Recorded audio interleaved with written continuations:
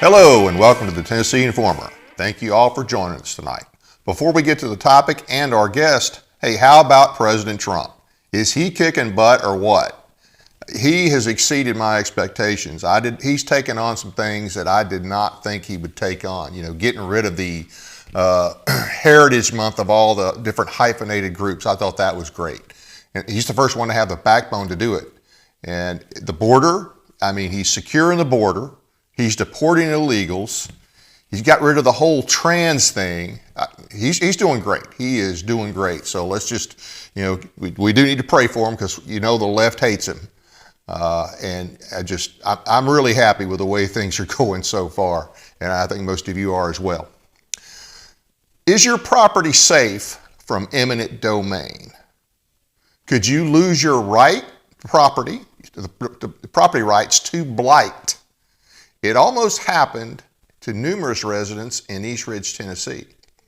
Fortunately, legislation will be presented in the upcoming session to remove that possibility. Our guest tonight is David Seal. He has worked on this issue of property rights for years. He's a retired Jefferson County educator, recognized artist, local businessman, 917 Society volunteer, and recent past chairman of the Jefferson County Republican Party. He's also served Jefferson County as a county commissioner. He's a citizen lobbyist, and a very effective one, by the way, for the people on issues such as eminent domain, property rights, education, broadband accessibility on the state level. So welcome to the show, and I appreciate you coming on, Dave. How are you doing tonight? I'm doing great, and I'm glad to be here, Dave. I really am. Well, we're glad to have you. I've been looking forward to this episode. I know a lot of people don't think about property rights sometimes. You know, we did pass, and I'm sure you probably worked on it. We've passed some eminent domain protections over the last several years, and things are better than they were, but they're not where they need to be, I guess is the safest way to say it. Yeah, that's correct, Dave. We've made a lot of progress. We got 2 bills in last year that puts up barriers to eminent domain, and we actually got the first one that I worked on was in 2017. And it took the industrial parks exception out of state code and prevented cities and counties from taking your property for an industrial park. So that was my initiation into the lobby work on eminent domain. Right. Well, like I say, that's definitely an improvement. But now let's talk about East Ridge, what happened or what almost happened at East Ridge. Well, I'm going to start out, Dave, by telling your listeners some things that they probably just cannot believe. Okay. And one of those things is that private property can be taken by housing authorities or community development agencies using the power of eminent domain, and that property can then be turned over to private interests, private developers. In other words, you're taking it from property owner A and you're transferring it to property owner B with the assumption that they're going to upgrade the property, which kind of brings us up to East Ridge. They appointed a housing authority. The city mayor appointed a housing authority. And they came up with a community development plan to redevelop about 2,500 properties. Well, they operated under the state code that allows housing authorities and community development agencies to take property to redevelop what is called a blighted area. Now, herein lies the problem, Dave. We define blight in terms of area and not in terms of individual properties. So, believe it or not, if you live in a neighborhood that has some blight in it, your property can be included in the aggregate, even though it is not blighted, and it can be swept up and taken by eminent domain for that redevelopment project. Wow. So I wanted to, if it's okay with you, I'd like to put a graphic up. Absolutely. And show you a map of this. This map is a hypothetical case I want to call your viewers to the heavy dark line that's around those properties. That heavy dark line is a redevelopment area. It's a blighted area under our definition. And how is it blighted? Look at those properties that are color coded with pink. Those are the properties that actually meet the blight definition. Now we're going to talk about what the definition is here in just a minute. But for the purposes of what we're talking about right now, we're going to examine this as an area. Those 4 blighted properties caused that entire area to be called a blighted area.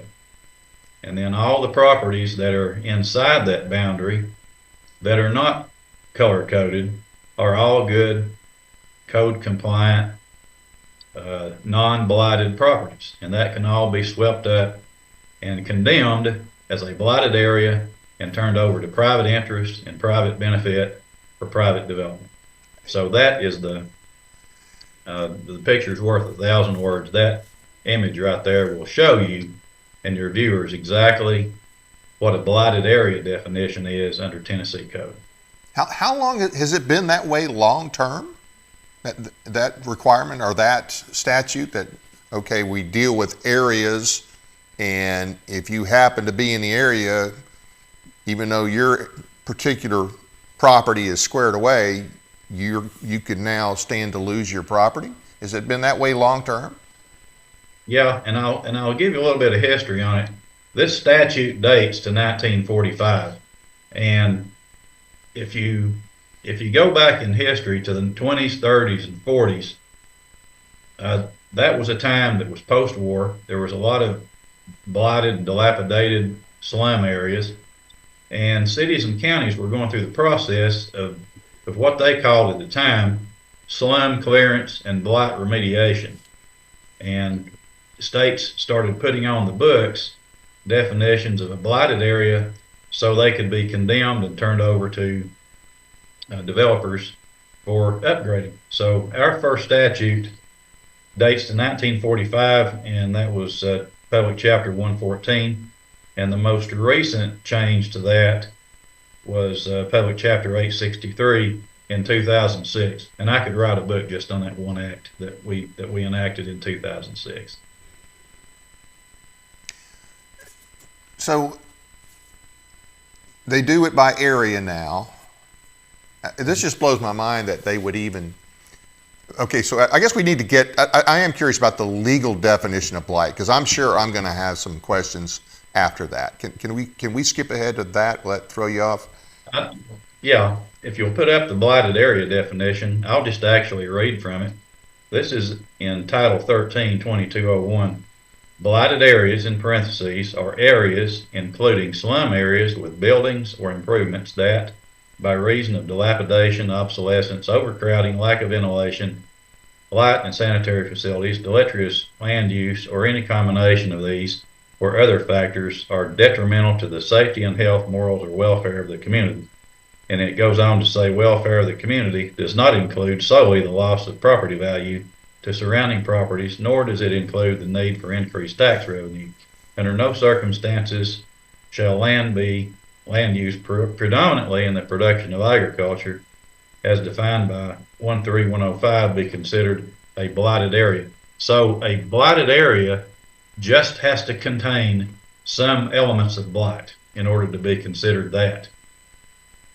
And it doesn't have to be in a city. It's not limited to a city or a town. It could be wherever, right? Absolutely not. One of the housing authorities in Knoxville and Knox County is KCDC, and they operate both in the city and county, and they openly advertise it on their website. That's correct. Let me say something real quick, because I live in Stewart County, and it's a small rural county. And one of the things we don't have a lot of codes here, so on and so forth, and there's good, bad, and ugly on that. But you can have a real nice house, maybe a couple of real nice houses here, and then you're going to have a few ratty trailers, a dumpy old house here. I mean, there are a lot of places across the county that fit that description. I'm pretty sure Stewart County is not the only county that description would fit. Right. And we have exactly the same thing in Jefferson County. And you end up with more of these areas in some of the urban areas like Knoxville and Nashville and Memphis and maybe Chattanooga, maybe some in Tri-Cities, but any county can form a housing authority that has the power of eminent domain, and they can carry out these redevelopment activities. And they don't have some level. What's the level of justification they have to? I mean, it fits the description of blighted. That's it.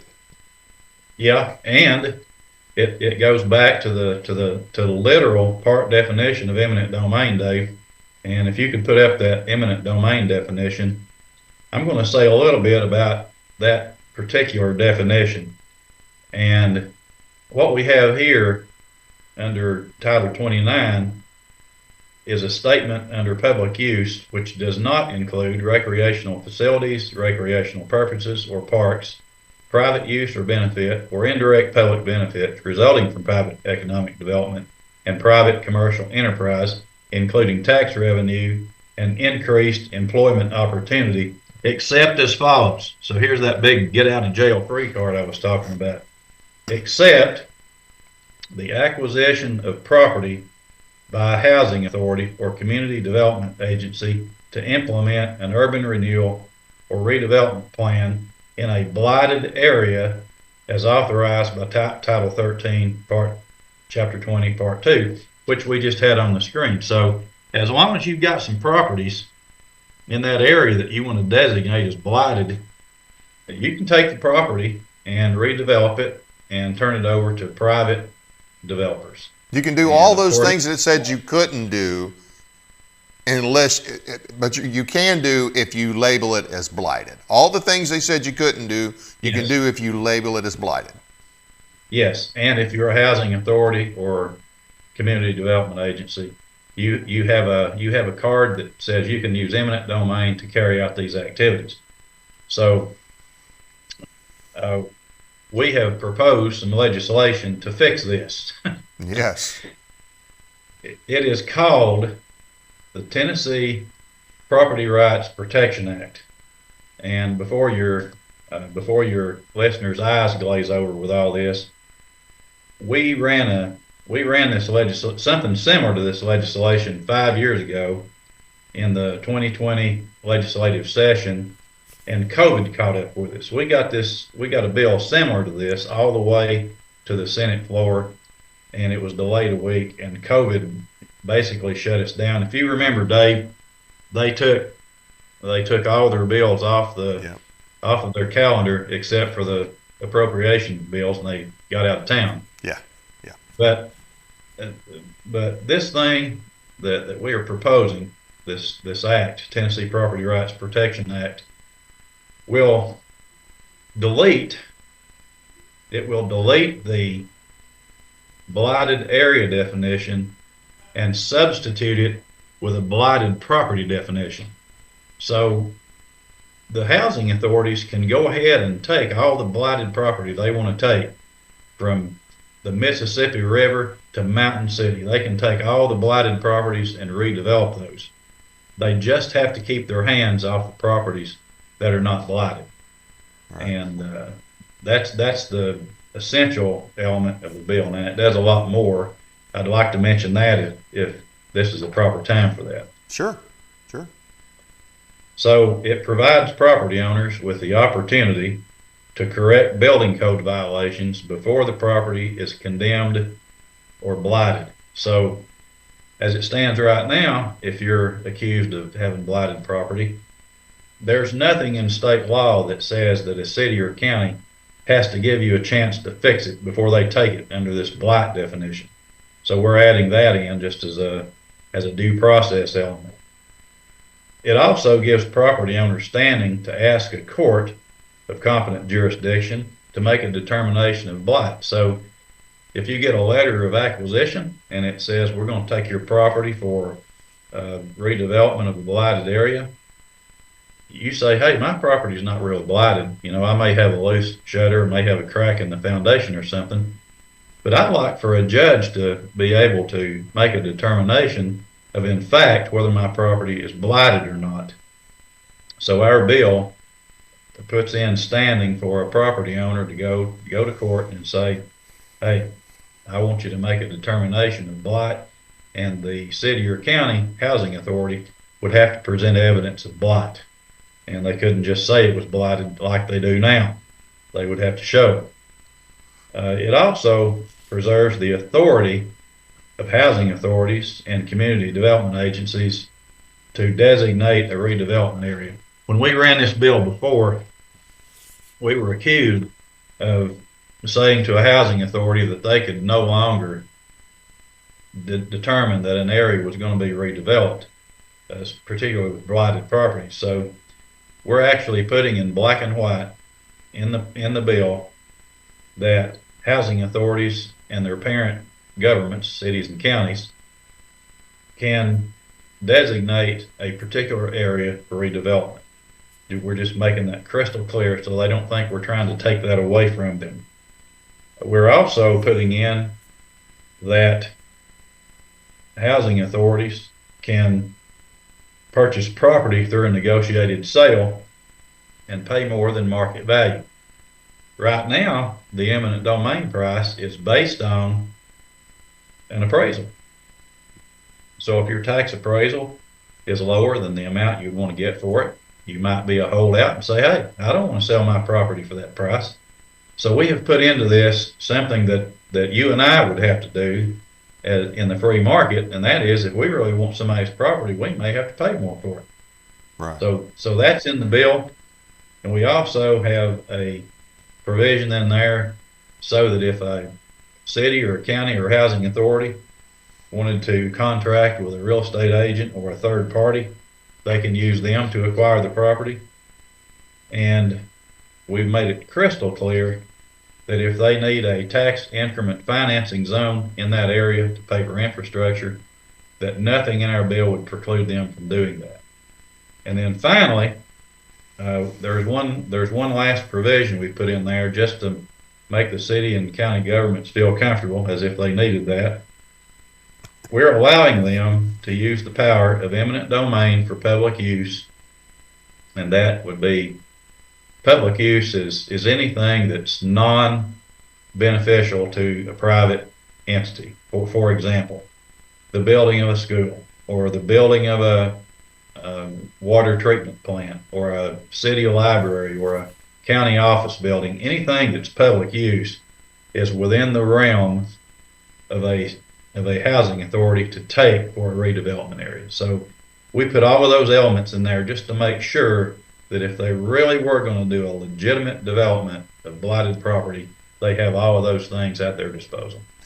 You said a minute ago that the bill would allow you, let's say they said that some of your property was blighted, that you could go to a court and you go to a judge and have him decide, or would it be just a judge, or would it be a jury? I'm assuming it'd just be the judge.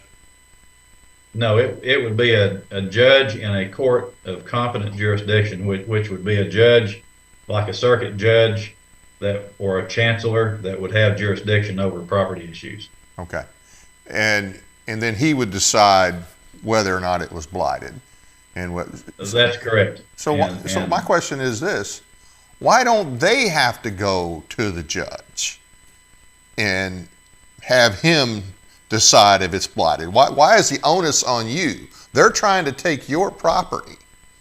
Right. Why do I have to go hope that I get a sensible judge that has any clue on these type of things?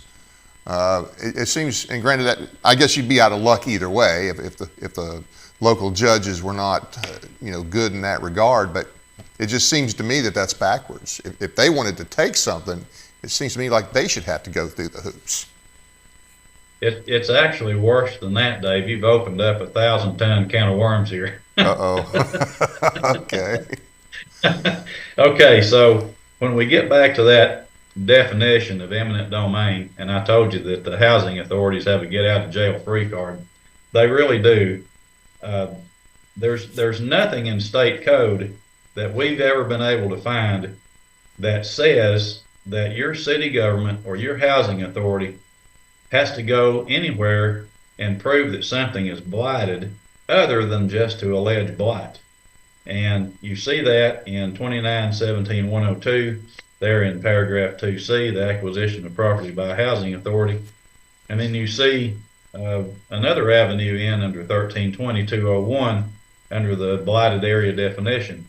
Nowhere in any of those code sections does it put the burden on the city or the county or the housing authority or community development agency to prove anything. All they have to do is just say it's blighted. Now, I suppose you could argue this in court till the end of time, but the problem there is you can exhaust your life savings before you get a judge to make such a determination or have finality in court. And if your life savings is already gone, you have lost. I mean, look at what you lost. And you're going to lose anyway. And in the end, they're going to be able to take the property under our code sections, whether it's blighted or not.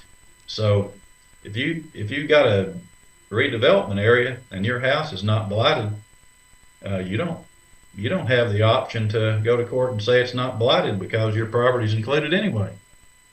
So we don't really have property rights in Tennessee then. We have the right to pay taxes on them, and I guess you can take a loan against it, but we don't really have property rights, is what it sounds like to me.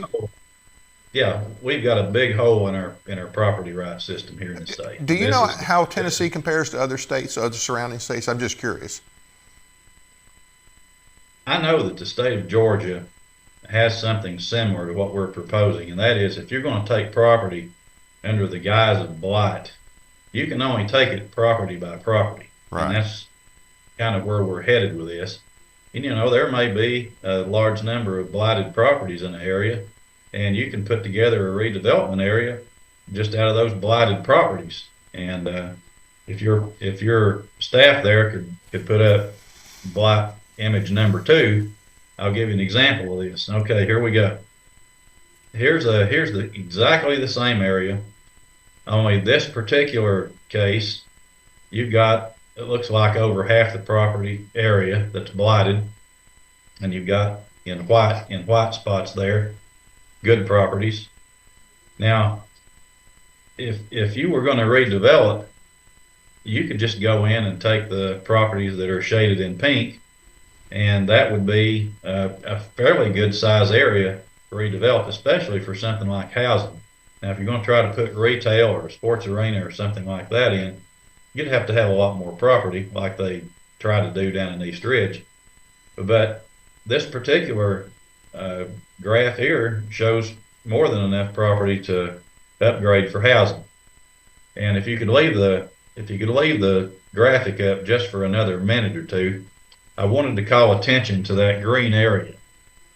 And that is right in the middle of a potential development.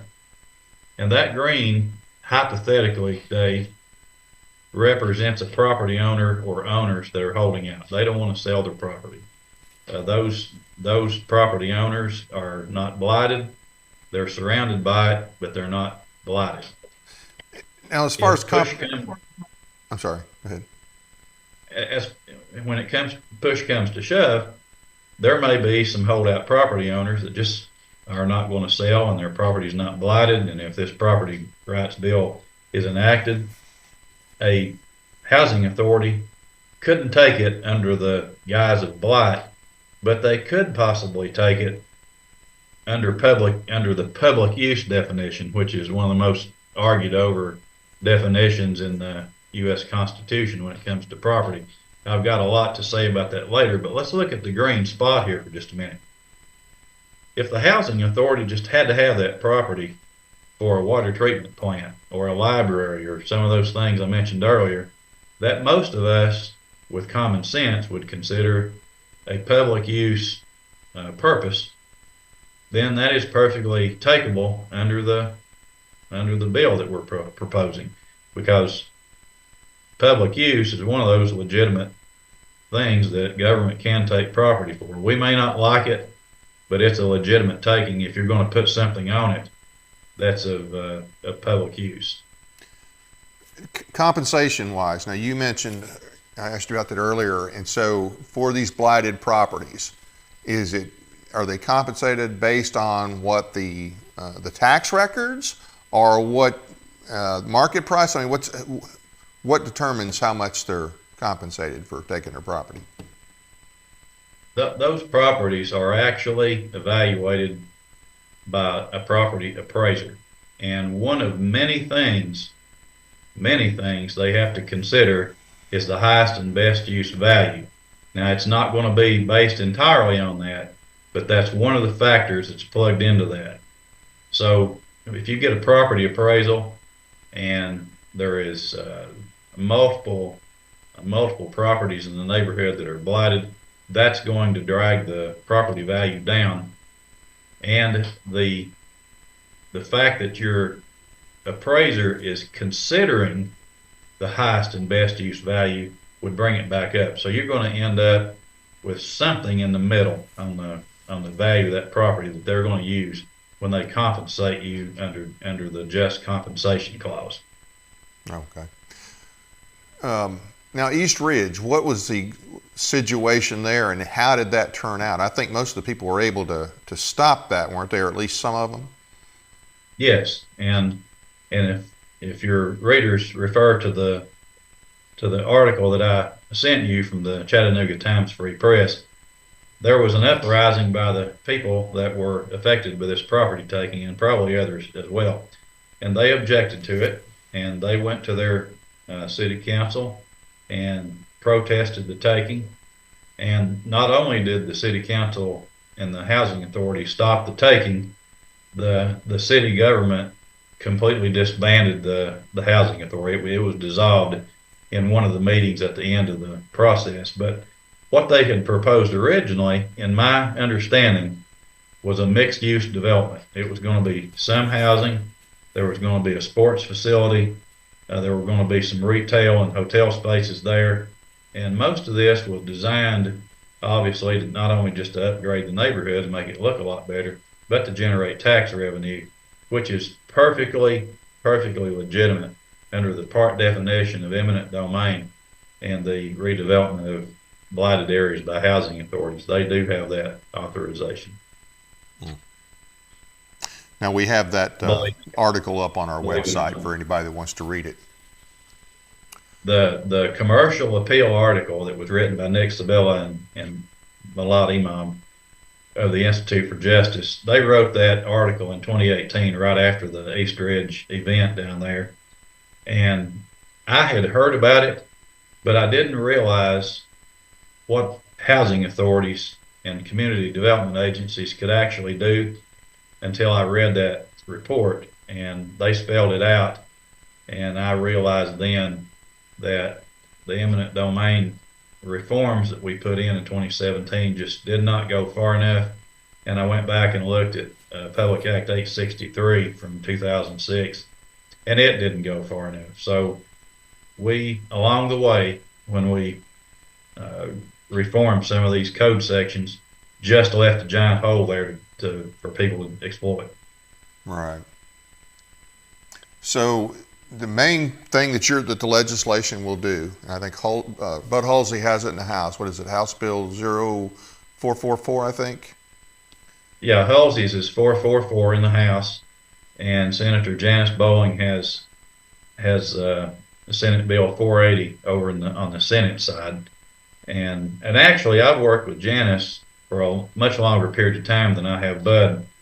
And I met Bud at one of the events up here that we had, Freedom Fest up here on the farm back in 2022, I believe it was. And I discovered that he was a constitutionalist and property rights advocate.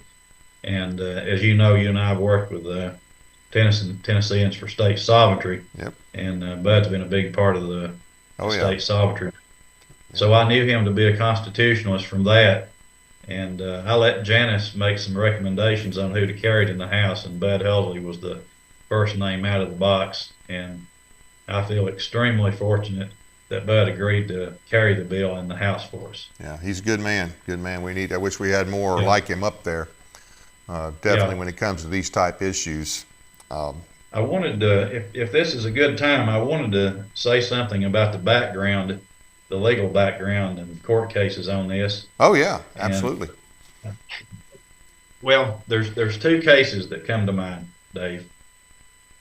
There's one that the Supreme Court decided in 1954 called Berman versus Parker, and this was one of those 1954 cases where the housing authority in Washington D.C. was going through and they were doing slum clearance in Washington D.C. and they had drawn up a big map that showed hundreds and hundreds of properties that were going to be condemned because of what they considered slums or slum areas. And there was a department store there owned by Mr. Berman, and Mr. Berman's property was not blighted. It was a perfectly legitimate, well kept department store. It just happened to be surrounded by blighted area and slum areas, and they condemned all the properties, and Berman went through the court process and went all the way to the United States Supreme Court. And what the Supreme Court in 1954 ended up deciding was that a legitimate public use for eminent domain was to mitigate harm to a community. Okay, so they're in there mitigating harm to the community, but Berman's property was not blighted. It was not creating a safety threat or a public health risk or anything of the sort. He was just in the way. And the Supreme Court in 1954 said, hey, if you're a property owner, you don't want to sell, your property is in the way of slum clearance or mitigating something that's harmful to a community, it's just too bad, your property is going to be taken. And that stood, well, it stands to this day, actually. But there's a more famous case, and then a lot of your listeners know where I'm going with this, was a case out of Connecticut called Kelo versus New London, Connecticut. And Pfizer Pharmaceuticals had their eye on some area there in the Fort Trumbull area of New London, Connecticut, and they wanted to redevelop it. It seemed like it was 15 to 30 acres. I'm not sure how many property owners it was, maybe 13 or 14 that just didn't want to sell. And the namesake of the case is Kelo, which is the property owner, Suzette Kelo, who had just remodeled her home. And there was a movie made about it called The Little Pink House, and the other property owners in the neighborhood had gone through and bought depressed properties. They had invested their money. They had fixed the houses up. It was an up and coming neighborhood. But Pfizer wanted it bad enough that they asked the New London Development Corporation to help them acquire the properties, because the property owner said, hey, we just bought these properties. We remodeled the houses. There's flowers in the garden. We don't want to go anywhere. And New London, Connecticut, in their community development agency, New London Development Corporation, moved on them, imposed eminent domain, and of course it made it all the way to the Supreme Court. And there's two dissenters. I guess you could imagine Clarence Thomas was one of them, and Sandra Day O'Connor was the other one. And Sandra Day O'Connor tore into them in her dissent in that case, saying that all property is subject to eminent domain now, because if you can take property for a private economic development, you can take it for anything. Yep. And of course, I had to mention her as a dissenter because it was one of those unconstitutional 5-4 cases. And they decided in the Supreme Court that now public use, as we've known it up to that point, was not going to be respected anymore, but now the term is going to be public purpose. So if a city or county wanted to take property under the new public purpose definition, all property is wide open for takings if the city or county wants it. And Clarence Thomas went on to quote the Berman case in Kelo.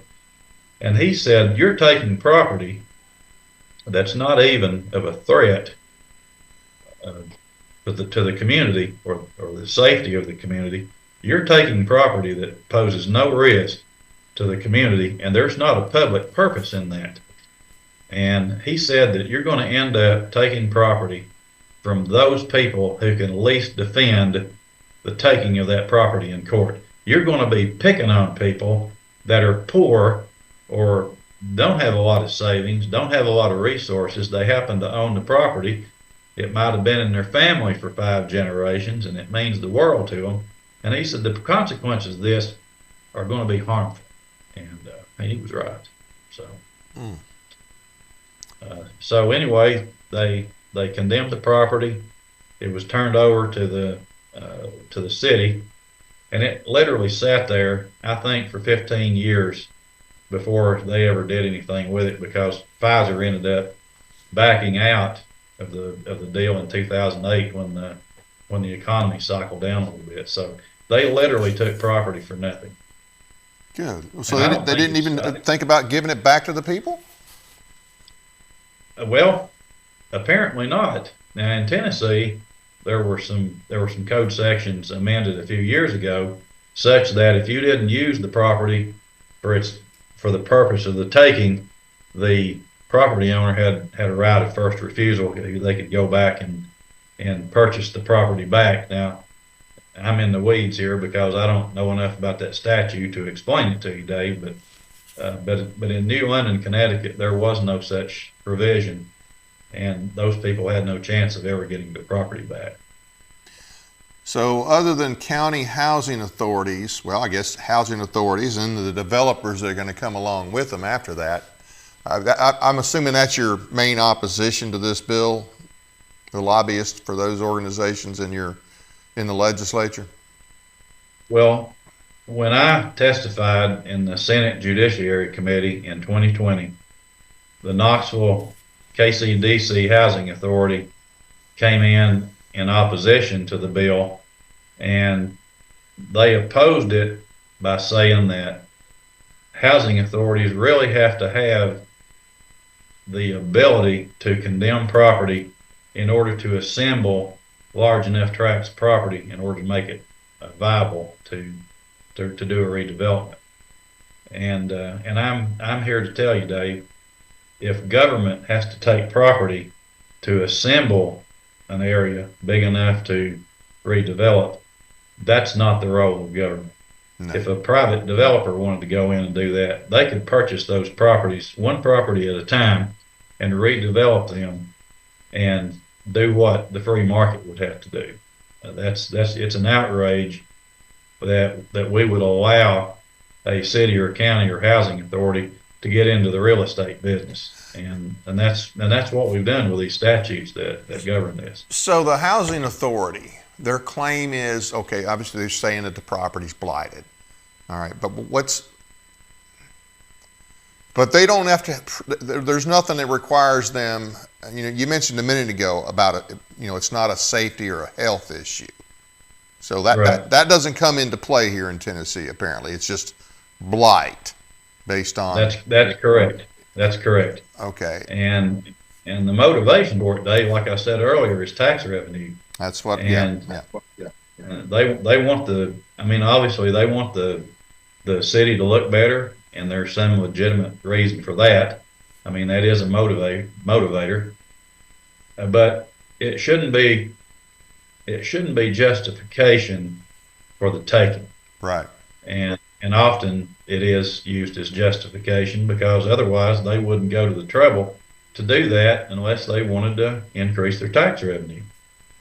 Yeah. Oh yeah. I'm sure that's the driving force, unless there's some other shady stuff going on between them and the developer. I'm sure that would never happen in Tennessee. I'm sure. Oh, absolutely not. There's no way that could happen in the state of Tennessee.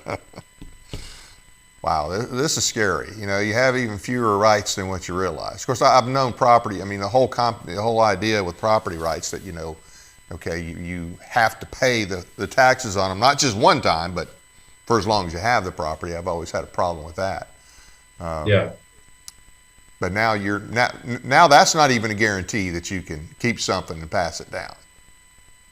that's right. And this is the biggest hole in Tennessee law when it comes to eminent domain, because everything else is either a transportation project, or it's a city or county government project, or it's a utility project, or an airport. There's some minor provisions in Tennessee law so that you can take, let's say for example, you took property for an airport, and you're going to put some restaurants inside the airport. You know, maybe a Starbucks or a Wendy's restaurant or something like that.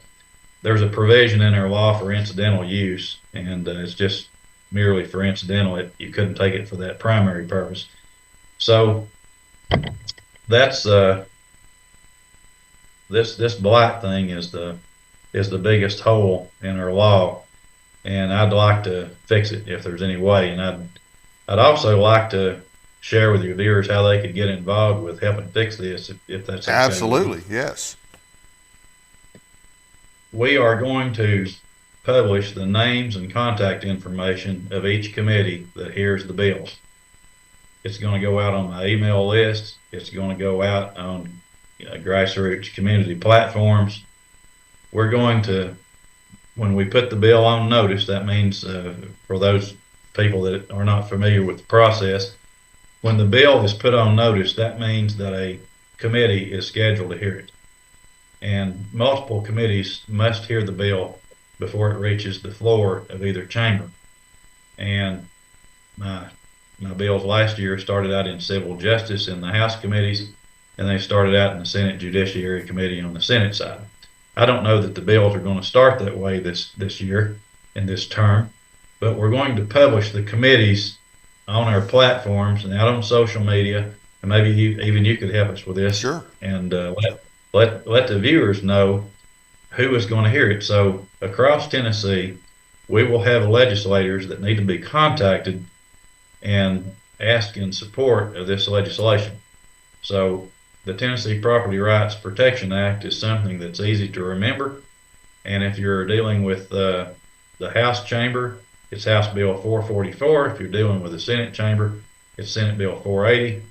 And specific committee members need to be called and emailed, and they need to be followed up on, and they need to be urged to approve the bill in the committee, whatever committee that is. So we'd like to put those out for your listeners. If they want to participate in fixing the last piece of Tennessee eminent domain law, they can actually participate in this. And if I'm there to testify on it, it makes a world of difference if the people that I'm presenting this bill to have gotten calls from their constituents asking that it be enacted. So there's going to be a time when we need help across the state in appealing to these legislators that serve on these committees. Right now, we just happen not to know the names of each committee because it just hasn't been, the bill hasn't gone far enough into the process yet for committee assignments. But let me ask you this, obviously, other than the sponsors, do you know of other legislators that maybe the sponsors have talked to or that you've talked to? Do you have other legislators on board, even though it's not assigned for committee yet? I'm making the assumption that we do, simply because, Dave, when we ran a similar bill in 2020, I have a list of the ones that either co-sponsored it or spoke in favor of it or voted yes on it. And I'm going to go back to those legislators and I'm going to meet with them one-on-one in Nashville in their office and say, hey, here's the bill that we had in 2020. I hope you still like it. Would you sign on to it as a co-sponsor? Would you please vote for it in committee? And we're just going to work those channels one legislator at a time and see if we can gain support for it. And I'll say this, Dave, if I were a legislator and somebody came in my door with this bill, it would be a no-brainer. I mean, this is a no-brainer to protect people's property. And I'm going to tell them when I get down there that private property rights is the foundation of our capitalist system. If we don't have this private property, we don't have Elon Musk, and we don't have the things like the Apollo program when we were kids, and those sorts of things you just don't have without a foundation of capitalist economics. Absolutely, and And private property is a big piece of that. I don't know why anybody wouldn't support this bill. I mean, it's like you say, it's basic, and I mean, a lot of people have property that's been handed down, for generations. It's like I said, there's a lot of places in Tennessee that you'll have a really nice place here, and maybe you got a few dumpy places right off to the side. So, if this thing doesn't get passed, all those areas, they wouldn't happen all at once, but they would all be subject to that kind of stuff happening to them. All of them would be subject to it, and I think the biggest motivation to vote no on it would be all the special interests that would be willing to go down and pay for primary campaigns against somebody they didn't like. And we can't let our state government run off of those standards and those practices. We've got to convince our legislators to look at what's right and what's wrong, and what's constitutional, and what's fair. And I'm going to present it that way when I get down there, Dave. It's going to be presented from that point of view. Well, 90% of them need a class on everything you just mentioned. What's constitutional, what's right, what's fair. They all need. I mean, they don't have. Most of them don't have a clue about the Constitution, and then some of them that do still don't care. It all comes down to the bottom line is their bottom line, and the only thing they stand for is re-election. We got a pretty sorry crew up there, as you well know. But I hope this is one of the bills that gets through. And I knew it was always subject, that property rights, the fact that if you didn't pay your property taxes, they'd take your property. And I've always had an issue with that. And I know about eminent domain, but I didn't know how vulnerable we were on that. Now, East Bank, that was an issue in 2018, correct? I think the development and the housing authority actually started late in the year 2017, but it didn't come to a finality, I think, until early 2018. And I think May of 2018 is when the housing authority was dissolved down in East Ridge. Right. And I know, I'm sure the mayor and city council had good intentions, and at one point the mayor even said, we had no intention of taking properties that weren't blighted. And I'm not sure how well informed they were about the code sections that govern this activity. And I think the housing authority might have just overstepped their bounds a little bit and put some properties in there that shouldn't have been put in. I've heard, believe it or not, from people who looked in on that less than half of the properties down there were blighted, but I've not confirmed that yet. Right. There's no minimum number, and at one time somebody had run an amendment on this about there being a particular number. Well, if you run a bill or you run an amendment that puts a particular number or a percentage on this, whatever properties that are not covered by that percentage are going to be vulnerable to taking. So is it going to be acceptable for 10% of the properties to be condemned if they're not blighted? Is it going to be acceptable 30%? Right. You get into this line drawing thing, and the best outcome is to say that no property that doesn't pose a safety or health risk or a blight threat would be subject to eminent domain. Right. That would put a little bit of a burden on the housing authorities to redesign their redevelopment areas, but it would certainly protect the property owners who are doing everything right and paying their taxes and keeping their property up and doing everything they're supposed to do. Nobody ought to be able to touch those people unless they do something really bad. Absolutely. Are there any other examples of something along those lines that's happened since East Bank that you know of?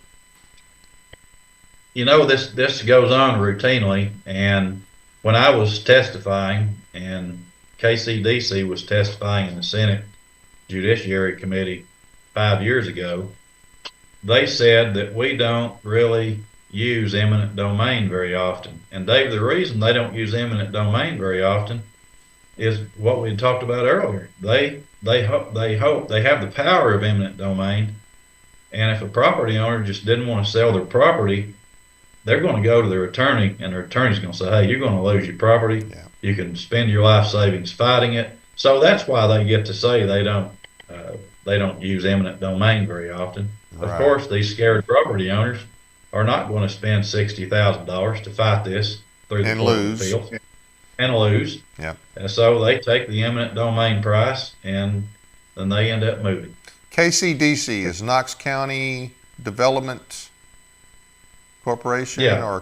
Yeah. Okay. Yeah. Yeah, it's the agency that works in both city and county.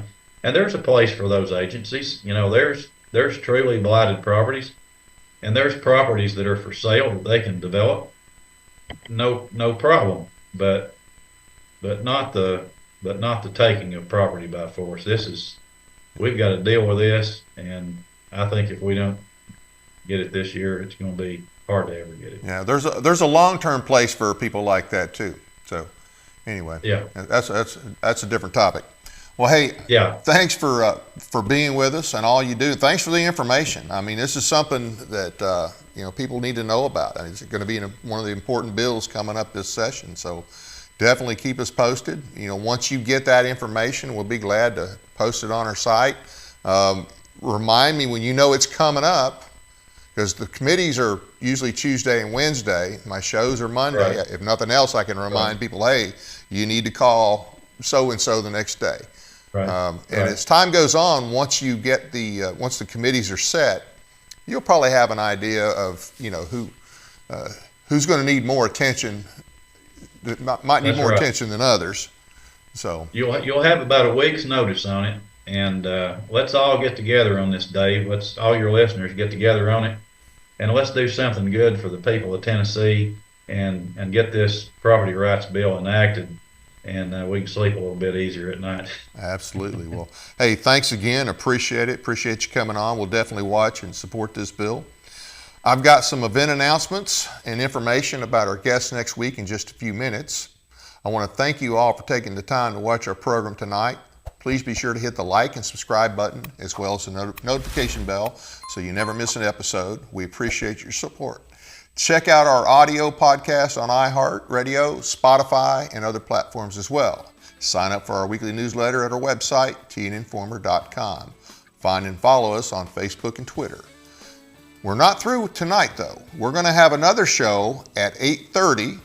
It's going to be Representative Todd Warner. We're going to talk about this ridiculous, lousy special session and the vouchers. We're going to talk about that, how that went down with Todd here starting at 8:30. And tomorrow night, 6 p.m., Johnson City at the University Parkway Baptist in East Tennessee, the organization East Tennessee Freedom will host Joe Wolverton III, JD, discussing Make America States Again. Okay, and hey guys, you want to make America great again, you got to make America states again. And if you haven't heard Joe speak, it's definitely worth the trip. Danny Blitz, the White County leader for TNCSS, that's Tennessee Citizens for State Sovereignty, will be speaking at the monthly TRA meeting on Saturday, February the 8th, 9:30 to 11 at Champy's Chicken, 1290 Northwest Broad Street in Murfreesboro, Tennessee. She will be talking, of course, about state sovereignty and nullification, something you've heard a lot about on this show. Speaking of nullification, the nullification process bill has new numbers. House Bill 0441, sponsored by Representative Holsey, and Senate Bill 0479, sponsored by Senator Bowling. That's been refiled. Once again, we don't have a schedule yet for the committee. Once we get that, we'll be putting that out as well. That's another very, very important bill. Hey, Trump is doing great things, guys, but Trump can't fix the country. The best way to fix the country is make America states again, And one of the ways of doing that is nullification. We really need to get that process bill through. It's a process bill. We don't need a bill to activate nullification. We just need a process. So for more information, visit tncss.weebly.com. And that'll give you a lot of information on nullification and the Constitution in general. And there's several different people on there that you want to listen to, several good articles to read. We'll also be passing out we can mail you postcards if you're interested in contacting the committee members when it comes that time.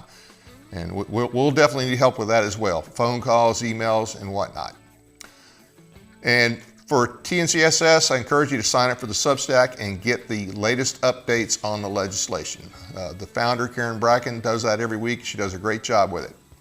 Our guest for a second show tonight, as I said, will be Todd Warner, discuss the voucher bill that just passed in the special session. Next week, our guest will be U.S. Rep. Tim Burchett discussing DOGE, that's Department of Government Efficiency, and we'll talk a little bit about UFOs and some other topics. Our second show next week, our guest will be Representative Jody Barrett, who also, to his credit, refused to bend the knee for the governor's voucher bill, so we appreciate that. And we'll discuss his immigration legislation and other topics. That's it for now. Good night from Paris, Tennessee, that is.